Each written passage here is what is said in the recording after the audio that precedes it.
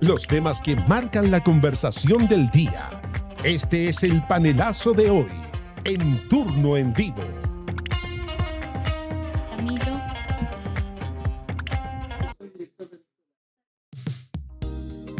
Estamos esta mañana junto a Camila Musante conversando de los temas que importan. Y un tema que importa mucho es la salud mental desde distintos puntos de vista.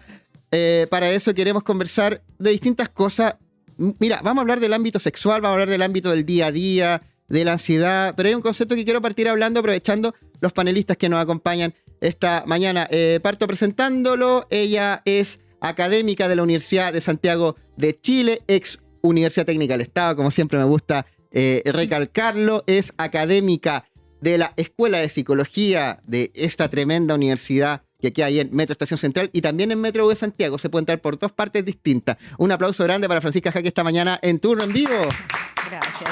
¿Cómo estás, Francisca? Muy bien, muchas gracias por la invitación. Bien, muchas gracias por ir. Y también quiero saludarlo a él, instructor de yoga, tiene una escuela yoga Mandirami, aparte de enseñar el saludo al sol y tantas otras posiciones que ayudan a tener control del cuerpo y del alma, también tiene mucha perspectiva política de los temas que importan y también de los temas de salud mental, que son los que estamos conversando esta mañana. Desde Yoga Mandirami, instructor de yoga y también analista de la realidad, Camilo Rovira, esta mañana. Bienvenido a Turno. Muchas gracias, chicos. Un placer estar acá.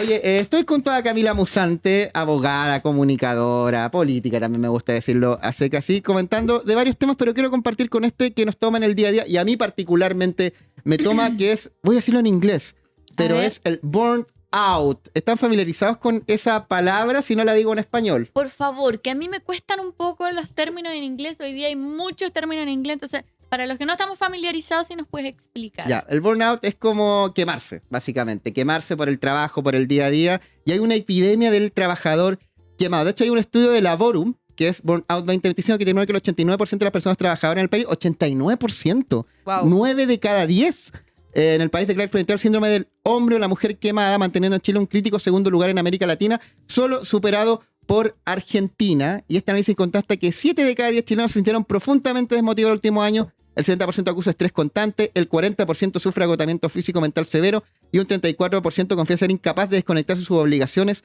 una vez terminada la laboral. Es decir, salís de la pega y seguís, el WhatsApp laboral ahora también te mete en eso, y seguís conectado. De hecho, quiero partir contigo, querida coconductora, este día viernes. Muchas gracias por considerarme dentro de los afectados, porque es cierto. ¿Te pasa a ti? Es cierto. Porque tú cierto. trabajas en muchas cosas. Po. Sí, y ocurre este fenómeno a partir de, bueno, nuestros panelistas nos comentarán cómo lo ven, el WhatsApp laboral. Uno está pendiente 24/7, entonces no hay un momento de desconexión real, no hay un momento donde uno diga, ahora voy a dedicar un tiempo de ocio, voy a preocuparme de las labores domésticas, voy a disfrutar de la familia, los amigos, un momento agradable, porque uno está completamente conectado al teléfono y fíjate la angustia que nos produce cuando el teléfono se nos queda en la casa o la cantidad de veces, esto voy a confesar acá, yo reviso por lo menos unas 5 a 6 veces mi cartera, está el teléfono, que como si no pudiese salir sin él, incluso cuando salgo a divertirme un rato. Entonces eso es porque estamos absolutamente 24/7, seguimos trabajando acá en este otro mundillo digital, y creo que el término de quemarse, de sentirse quemado, como el cerebro quemado, es muy fuerte, pero muy contingente a esta ansiedad digital, a responder rápidamente. Imagínate si un compañero de trabajo te hace una pregunta y tú no contestaste, eso puede calificar como una negligencia.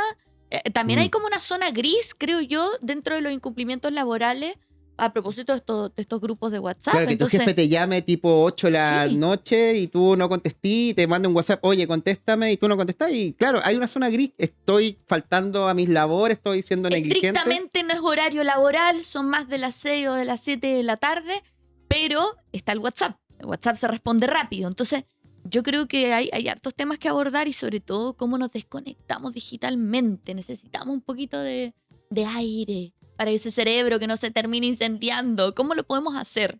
Francisca Jaque, la OMS, la Organización Mundial de la Salud, reconoce formalmente el concepto. Síndrome de burnout en su clasificación internacional de enfermedades. No lo clasifica como enfermedad mental, pero sí como un fenómeno ocupacional de desgaste que se define en 3 dimensiones. Sentimientos de agotamiento, falta extrema energía, distanciamiento mental, negatividad a sí mismo hacia las tareas del trabajo y sentimientos de ineficacia y falta de realización profesional. Es decir, sentirte que no estás a la altura de lo que tienes que hacer y además ultra cansado y sin energía. ¿Cómo lo abordamos primero como individuos, pero también como sociedad? Bueno, yo creo que igual esta temática tendría que ser una temática de salud pública, ¿no? Y debería abordarse en todos los espacios laborales y hacer una diferenciación dentro de esos espacios laborales, porque no es lo mismo, por ejemplo, un trabajador que está bajo una dependencia, digamos, normal, ¿cierto? Bajo el Código del Trabajo, mientras, por ejemplo, cómo vive esto un trabajador que lo hace de manera independiente, en donde la fluidez y la rapidez que tú nos señalabas recientemente es mucho mayor, porque el control del horario no es tal. Entonces yo creo que aquí hay como dos caminos, ¿cierto? Dependiendo de cuál es el contexto y las condiciones en las cuales nosotros nos desplegamos, ¿cierto? Como trabajadores.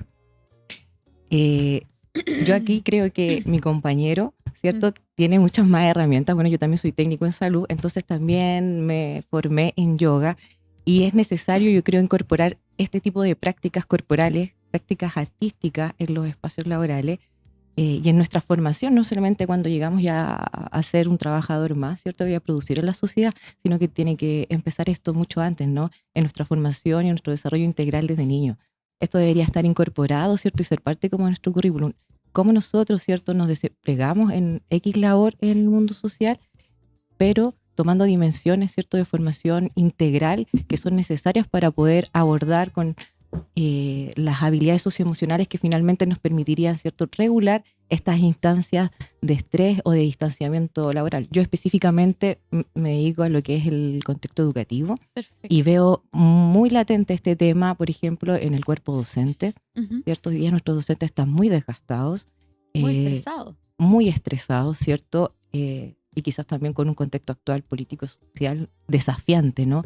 Que de alguna manera nos problematiza más, ¿no? Y quizás profundiza mucho más el malestar que estamos viviendo. Sí, ahí me robaste la palabra, Francisca, porque también me gustaría saber qué es lo que piensa Camilo desde el punto de vista del yoga, si nos puedes dar quizás algún consejo a los trabajadores que nos están viendo, qué técnicas se pueden utilizar o incorporar en el día a día. He escuchado mucho estas técnicas, corrígeme si lo estoy diciendo bien o no, los famosos pranayamas, que son técnicas de respiración, y la gracia que tienen, quienes no lo sepan, ahí nos pueden introducir un poquito más en el tema, es que no necesariamente se requiere del mat, de realizar una postura, sino que concentrarnos en la respiración que nos trae al momento presente y nos desligamos un poquito de la ansiedad.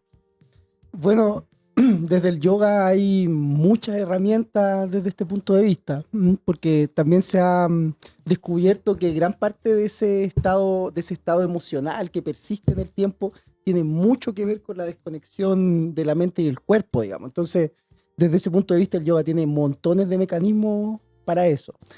Probablemente la respiración es el mecanismo más interesante, ¿ya? Porque es un poco más automática, digamos. O sea, la respiración genera cambios en el cuerpo de forma casi inmediata, porque la respiración está directamente ligada con los sistemas autónomos del cuerpo. O sea, por ejemplo, algunos habrán escuchado sobre, no sé, el sistema simpático, el sistema parasimpático, etcétera, y una serie de sistemas y funciones autónomas que tenemos en el cuerpo. La respiración está directamente ligada con esas funciones.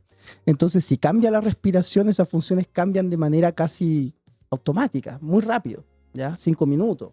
Entonces, claro, como dices tú, pranayama, muy correctamente lo dijiste. ¡Ay, qué bueno! Probablemente es la técnica más intensa que cuenta el yoga para, ¿cómo se llama? Para afectar el estado mental, para cambiarle el estado emocional. Y es además la puerta de entrada también para la comprensión del cuerpo. Sí. Qué bueno que nos comentes y que nos refuerces también estas prácticas que se pueden incorporar en el día a día. Pero ahí quería hacer como el análisis un poquitito más de la fotografía del desgaste. Francisca, como psicóloga, si nos pudieses contar qué ha pasado con esto de que hay un análisis que constata que 7 de cada 10 chilenos se sienten profundamente desmotivados en el último año, que el 70% acusa un estrés constante, que un 40% está sufriendo un agotamiento físico severo, mental, y también la pérdida de seguridad psicológica, porque la psicóloga organizacional Ninochka Fase de la Universidad Mayor nos aclara que el burnout, que es este efecto de quema de cerebro, no es una reacción espontánea, sino que proviene de un desgaste prolongado en entornos que exigen demasiado, pero nos entregan muy poco. Entonces, ¿qué puede hacer el trabajador que siente que no puede expresar sus dudas o errores sin ser juzgado? ¿Cómo abordamos este fenómeno desde el punto de vista de la psicología? Yo creo que aquí es sumamente importante tener desde qué paradigma nos posicionamos. Y en ese sentido, cuando nosotros lo planteamos desde la responsabilidad individual y lo dejamos solo entonces en un comportamiento, ¿cierto? Una actitud del trabajador, creo que es limitante. Ujú. Creo que hoy día, ¿cierto? Estamos en una sociedad y por lo tanto al estar en una sociedad deberíamos pensar en cómo abordamos esto desde una perspectiva comunitaria, entendiendo que mi bienestar individual se cruza, ¿cierto? O se entrecruza con un bienestar del otro, por lo tanto deberíamos hablar de un bienestar colectivo. Entonces la idea sería cómo nosotros generamos en las distintas organizaciones, ¿cierto? Condiciones en donde efectivamente nos interesa el bienestar individual, pero desde herramientas que se trabajen a nivel de la organización, desde el colectivo. Entonces, ¿cómo preparamos una organización para el bienestar? Antiguamente, las empresas en nuestro país, Ujú. ¿cierto? O las distintas organizaciones, yo conozco más de cerca, como les decía, las escuelas, tenían como unidades propias en donde estaba el bienestar. Y era un centro. Y era algo gravitante dentro de la convivencia y cómo establecíamos los vínculos, ¿cierto? Y por tanto también nuestras tareas laborales. Hoy día yo podría decir que eso quizás se ha perdido en una sociedad, ¿cierto?, en donde hay un predominio más del individualismo y de la responsabilidad individual de los problemas o de las afectaciones de salud mental.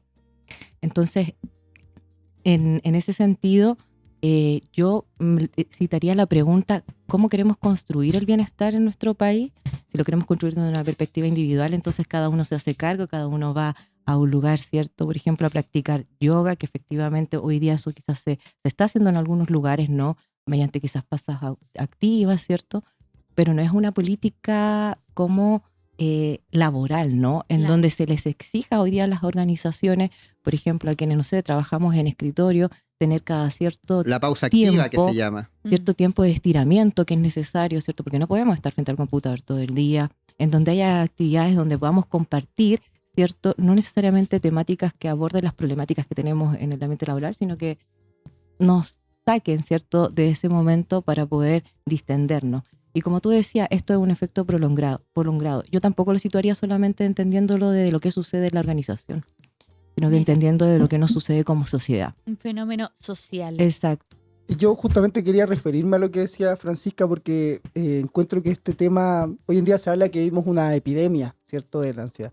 Y yo creo que eso es muy cierto y que en realidad, como decía Francisca, no es un tema personal. Yo creo que esto tiene que ver con el estilo de vida que tenemos, o sea, con cómo son nuestros trabajos. Entonces es un poco, construimos una sociedad en base a esa velocidad y a esa tensión. Entonces en este momento estamos viendo como los efectos de eso y nos asustamos y entonces queremos volver atrás. Entonces todavía estamos encontrando la manera de lograrlo.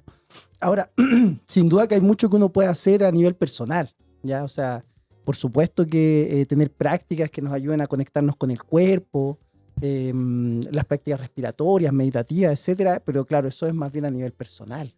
Tendría que haber algo como a nivel de sociedad. O sea, por ejemplo, no me acuerdo con quién estaba conversando el otro día que decía, esto debes enseñarte en el colegio, digamos. O sea, como practicar yoga, conectarse con el cuerpo, conectarse con la respiración. Podría ser incluso de otras disciplinas, o sea, por ejemplo, también bailar, ¿cierto? Hacer otros deportes, conecta con el cuerpo. El yoga es verdad que tiene características especiales y todo, que está especialmente hecho para eso, digamos. Esa es la ventaja que tiene, entre comillas. Pero claro, eso es como más a nivel personal. Uno, hay que pensar esto como sociedad. Y creo que esa conversación está años luz, digamos. No sé quién está conversando eso hoy en día. Pero basta el mindfulness, y se lo pregunto a ustedes dos, perdón por ocupar palabras en español, pero ¿cómo lo puedo decir en castellano? Como la integridad de mente, cuerpo y alma, Podría ser atención plena. la atención plena. Basta porque dice la solución al burnout es que se acabe el capitalismo, ponen algunos por acá. Entonces la pregunta que pongo sobre la mesa es, claro, ayuda mucho la pausa activa, ayuda mucho la práctica de disciplinas como el yoga, pilates o tanta hora, incluso los deportes más tradicionales. Si hay gente que jugarle a la pelota, jugar una pichanga, también le despeja la mente, salir a trotar, el ejercicio físico.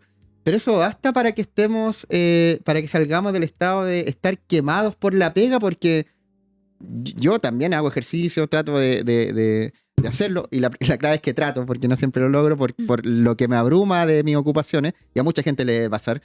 Pero, ¿cómo podemos salir de ese estado? Porque no basta con la iniciativa individual, hay una cuestión de sociedad, del Estado, del mercado.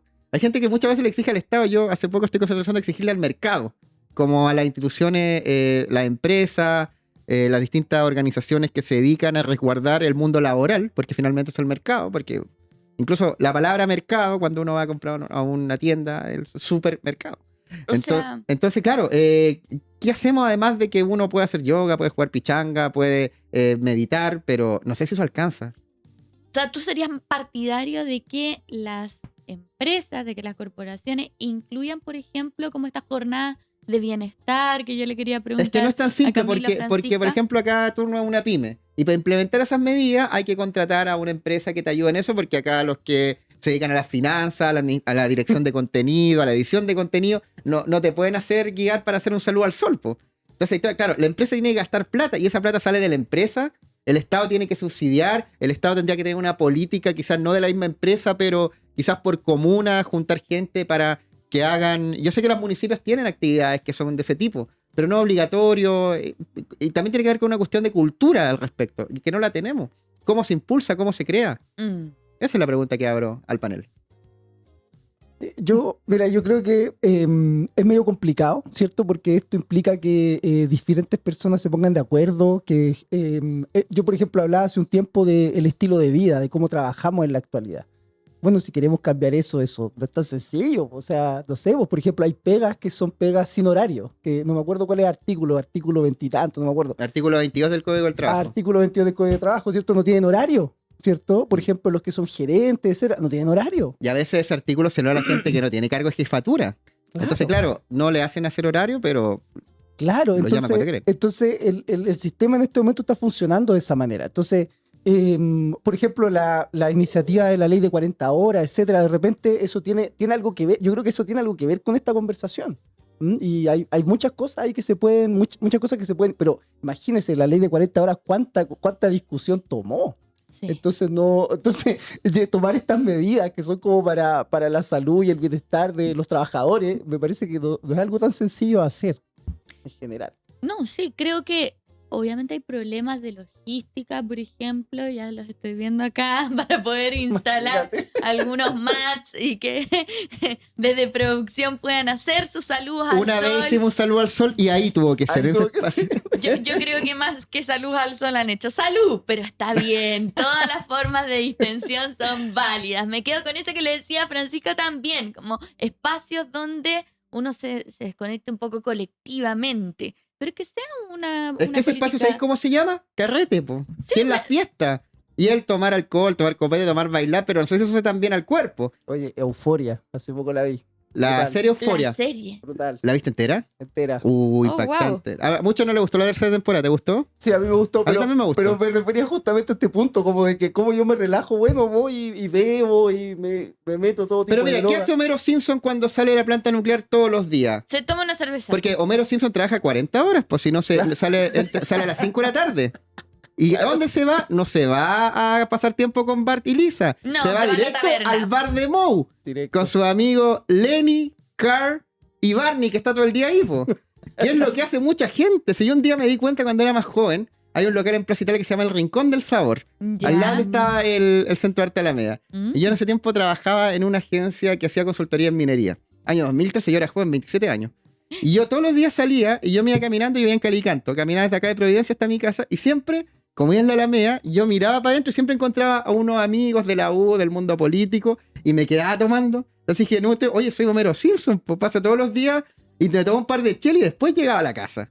Y yo dije, oye, ese es mi momento de desconexión del burnout. Pero al final el alcohol es una excusa para compartir. Porque tú te juntas a tomar una cerveza, pero al final te pones a conversar con tus amigos, se ponen al día, o van a bailar, o vas a un concierto, o finalmente salen a caminar un rato, se distraen. Yo creo que es más como la excusa para. Sí, pero es que ahí pasa algo y quiero preguntarte a ti, Francisca, porque yo salía de la pega y ¿sabéis de qué hablaba? De pega.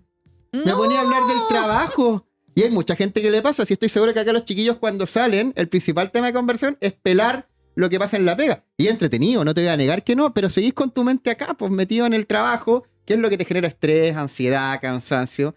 Entonces, ¿qué salida hay a este quemarse con la vida que llevamos en este capitalismo del fin de los tiempos que pareciera ser? Muy salvaje, ¿no? Sí. Mira, yo creo que desde la educación hay harto que hacer. Si bien nuestra política pública instala hoy día, por ejemplo, también a raíz de lo que viene, ¿no? Más horas de educación física, nuestro currículum tiene una demanda para nuestros estudiantes, ¿cierto? Y nuestros futuros trabajadores y trabajadoras, una exigencia que tiene que ver con el rendimiento cognitivo. Y si bien hoy día hay un posicionamiento a través de lo que es la Política Nacional de Convivencia, de lo que es el eje de salud mental y convivencia educativa, en donde el aprendizaje socioemocional, el bienestar colectivo son temáticas centrales, yo creo que eso dista de cómo hoy día efectivamente eso se transforma en prácticas concretas en donde se hace carne finalmente lo declarativo del papel en nuestras escuelas. Entonces hoy día un currículum en donde está concentrada o se concentra todo en un contenido meramente, ¿cierto?, de rendimiento cognitivo, deja de lado la conexión con lo corporal, deja de lado la expresión artística en sus diversas formas, que debería ser algo que deberíamos, al menos a mi parecer, tener a la base, ¿cierto?, como desarrollo de cualquier ser humano, ¿no? Y creo que ahí estamos como al debe, ¿no? Entender otro currículum, ¿cierto?, que nos permita abordar las habilidades socioemocionales que son necesarias para enfrentar cualquier tipo de estrés, y el estrés va a existir siempre en la vida. El punto es cómo enfrentamos cuando estamos en un escenario con ciertas condiciones ese estrés. Y para eso el ámbito formativo es esencial. Entonces, quizá saliendo de las ideas nuestras del salud y del carrete y todo eso, es mejor, porque además Lore Muba decía, vamos al carrete y seguimos hablando de la pega, entonces nada que ver. Quizás tener como un pasatiempo, aprender algo nuevo, lo mencionaste un poco, como desarrollar, explorar alguna disciplina artística, y ahí también cambia el tema de conversación, ¿viste? No todo tiene que ser la cerveza en la taberna. Claro, y lo dice Camila Musante, que aparte de haber sido diputada de la República, de ser una abogada que tiene un estudio que trabaja con muchas causas, ser creadora de contenido y comunicadora, aparte es artista, si esta me baila, me canta y me escribe, las hace todas. Y yo me imagino que ahí encontré un momento no de desconexión, de conexión contigo, porque creo que está mal rotulado decir desconexión, porque Sí. uno se conecta con otra cosa. Sí, es que es un poco desconectarse del mundo digital, desconectarse de las preocupaciones del trabajo para escucharte también. Ahora, sí, es cierto lo que dices. Para mí es un momento de conexión conmigo misma. Lo del baile no lo deberías haber incluido, sí. ¿Por qué no? Ese es secreto. Es que voy a hacer una infidencia a esta hora. ¿Y hasta ahora se pueden hacer infidencias? Sí, a las Ya, 11:30 de la ok. mañana sí. Ya, bueno, vamos con la infidencia. Con Camila acordamos su participación como co-conductora, reemplazando a la Fernanda, que esta vacación le mando un abrazo gigante, en una pista de baile. Sí, fue en muy una bien. pista de baile. Ocurrió en una pista de baile. Y por eso las cosas mágicas de repente pasan en esos momentos. Ya que estamos conversando esta mañana de turno en vivo, recuerden ser socios desde 4.990, estamos conversando sobre burnout, salud mental y todo lo que afecta a la salud humana. Quiero llevarle a un tema que sumamos a la pauta porque nos preocupa, que el tema también de la sexualidad. La sexualidad es súper importante en la vida de las personas desde las distintas aristas. Incluso hay mucha gente que ha decidido para sí mismo la no sexualidad. Con toda esta ola también, no sé si están familiarizados con el término manósfera, la machósfera, que es como todo un movimiento de hombres heterosexuales y género que impulsan el masculinismo, el traer de vuelta los viejos valores que el progresismo, el feminismo, toda la cultura woke que ellos le llaman, ha puesto, de como relegar el rol del hombre. Que el hombre esté dicen ellos, perdiendo como facultades, posibilidades, y culpan de eso a este mundo progresista. De hecho, salió un artículo en The Atlantic que se llama Sex Without Women. ¿Qué significa eso? Que hay hombres que están prefiriendo la pornografía, y no voy a mencionar estas palabras porque el algoritmo de YouTube la penaliza, así que es la única vez que va a salir, pero que existe una máxima que estimula el éxito de cualquier innovación técnica, radica en que es importante De hecho, eso le quería contar, y lo conversamos mucho con Nicolás Copano, que esto que es el NOPOR, es donde se implementa mucha como vanguardia tecnológica porque es de lo más consumido en Internet. Entonces hay toda una lógica de que es posible no estar con mujeres y dedicarse a eso. Y yo creo que desde las distintas disciplinas se ha hablado de que el NOPOR es contraproducente. Miren desde qué punto lo voy a decir. Para los efectos productivos de la vida, porque a uno lo hace estar con la mente en un lado, y no una forma sexual óptima de estar habitando tu propio cuerpo, tu mente y tu sexualidad. Entonces quiero ir a ese tema también, porque quiero preguntarles cómo hoy día la sexualidad también está impactando, o la no sexualidad, o la sexualidad con uno mismo, en este burnout, en esta ansiedad, en esta era de cómo subsistimos en este capitalismo salvaje de fin de los tiempos. Oye, solamente para complementar lo que dices tú, que hay un informe de State of American Men, 2/3 de los jóvenes sienten que nadie los conoce de verdad. Qué fuertes declaraciones.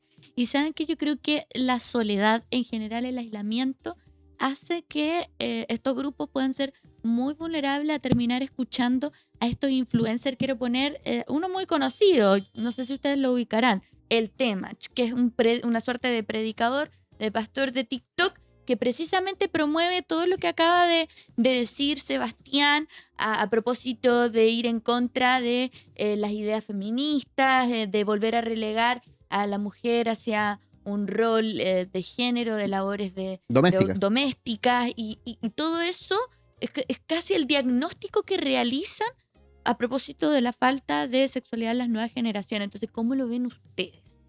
No sé quién Andrew Tate es otro importante exponente de esas ideas del hombre de alto valor, de tomar la red pill, que es un concepto que viene de la película Matrix, que es como darte cuenta de que el mundo está gobernado por las ideas progresistas y darte cuenta que te están manipulando desde la ONU, desde el Partido Demócrata Estadounidense, para que tú pienses que el hombre es menos fuerte de lo que plantea y que en realidad tiene que recuperar su rol histórico, que es ser el dominante, el macho alfa, el jefe del patriarcado en el fondo. Está bien, Se ríe Camilo, porque le tiene que parecer absurdo es que tú conocías ese mundo, Camilo, ¿no? Estás familiarizado. Sí. Tengo amistades, de hecho, que ya son amigos de hace años, digamos, pero que han tomado ese tipo de forma de pensar, digamos. Chuta. Yo me burlo, al menos, pero es que a mí me pregunto, no he hecho más que no eso. sé si ustedes vieron la serie Adolescencia de Netflix, donde plantea justamente una miniserie de 4 capítulos que les recomiendo mucho, que es un niño, un preadolescente, esa edad que cuando uno tiene 12, 13, eres niño y adolescente al mismo tiempo. Preadolescente. Claro, un preadolescente, y los papás decían, no, está todo el día en el computador, está tranquilito, qué buen niño, pero estaba consumiendo toda esa idea. Y él termina cometiendo un crimen terrible contra una compañera de su colegio, y bueno, eso desencadena todo lo que pasa en la serie. Solo porque esa compañera, ya que hiciste el spoiler, solo porque esa compañera de colegio, a través de redes sociales, hizo un comentario que los indicaba, que lo apuntaba a él como incel, este término en inglés que apunta a los célibes involuntarios. Entonces, también hay una alta exposición en ese grupo de la población a ser adeptos a estas ideas. Camilo hablaba de sus amigos que son mayores, pero quizás como lo ve Francisca, desde el punto de vista de la psicología, cómo se puede acompañar, cómo se puede frenar la adhesión a esas ideas, porque esta serie nos expone, es ficticia, pero ya sabemos que la realidad muchas veces supera la ficción. Incluso se podría llegar a cometer un crimen a propósito de estas posiciones. Mira, lo que yo te puedo comentar de lo que manejo de este tema es que, bueno, en nuestro país evidencia de esto es limitada. Nosotros no tenemos hoy día estudios en donde efectivamente se tomen estos conceptos que ustedes han mencionado y por lo tanto es algo que probablemente recién apareciendo, ¿cierto?, en el mundo digital. Pero sí, por ejemplo, hay estudios en el mundo anglosajón, ¿no?, en Estados Unidos, en el Reino Unido.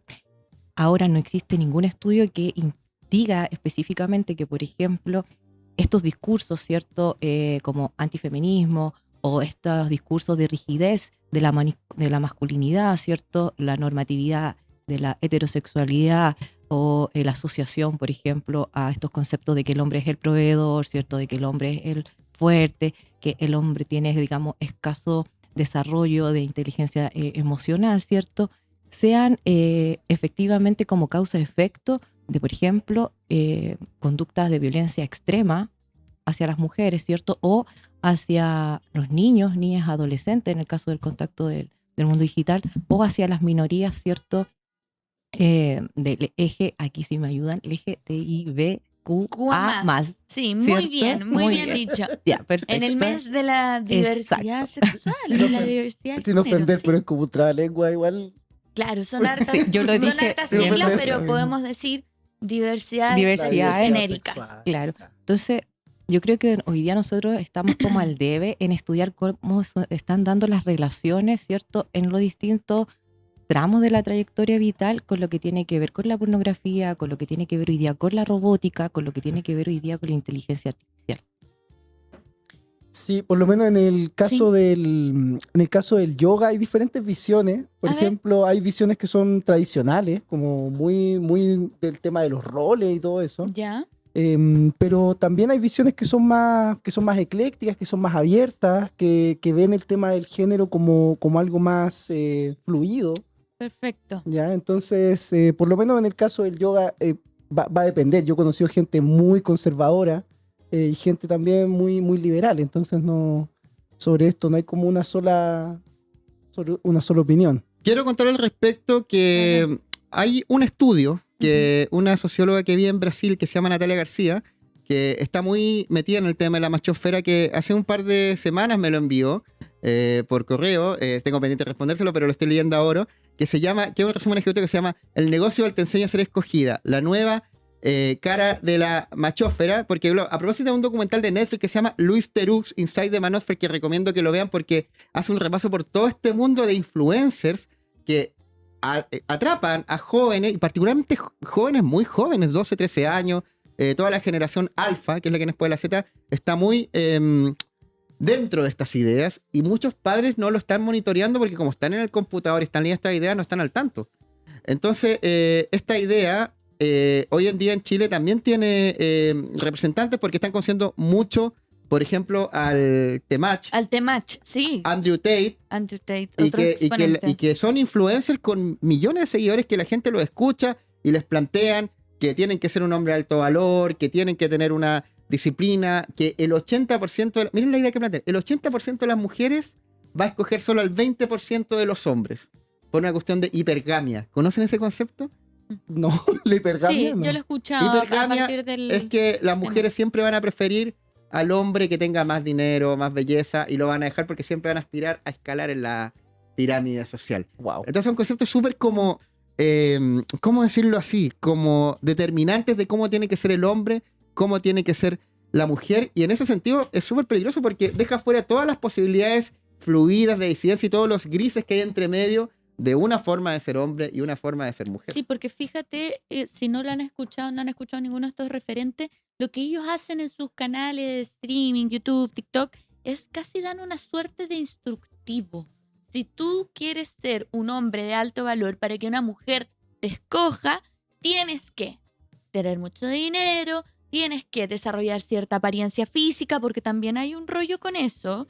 Y a propósito de consumir, se me olvidó cómo se llama eso, para ir al gimnasio y estar como más Fitness. inflado. Creatina, No. papota. Esteroides, ya. Bueno, hay todo un instructivo de casi de pasos que tienen que cumplir para poder ser este hombre de alto valor, para poder estar en la competencia, básicamente, y de poder ser elegido o poder ser escogido por lo que dice Sebastián de la hipergamia. Entonces, igual ahí se produce un fenómeno porque se desvaloriza las cualidades personales que tiene cada persona, ¿no? Estamos imponiendo que tienen que ser estas características las únicas que son capaces de lograr encontrar una pareja y todas las demás no sirven básicamente, quedan fuera de la competencia en los términos de estos exponentes del tema y de Albert Tate. Claro, yo creo que lo importante que dice Camila ahí es como revelar la manipulación que está detrás del discurso, ¿no? Porque en el fondo el discurso lo que busca es hacerte sentir mal contigo mismo, con Sí, cómo claro. eres ahora, con todas las cosas, porque al fin y al cabo la idea es hacerte sentir inseguro contigo mismo, es aprovecharse un poco de esa inseguridad, de esa sensación como que estás en un mundo en el cual no tienes cabida, ¿cierto? Ujú. Porque ya con todo este tema woke, ¿cierto? Entonces por el hecho de ser hombre ya no tienes cabida en este mundo, entonces para tener cabida tienes que ser así, tienes que ser asá. Entonces yo creo que nada, pues que es como tratar de insegurizar a las personas, aprovechar un poco la inseguridad de algunos hombres que de repente no han encontrado bien su lugar, que no saben muy bien dónde están, digamos, y entonces aprovecharse de eso. O sea, Yo creo que primero lo que planteas en relación a que nos sitúan en una posición antagónica de los roles y una posición además binaria, ¿no? En donde ya resulta excluido en el discurso, ¿cierto?, las diversas hoy día manifestaciones de sexualidad que existen en la sociedad.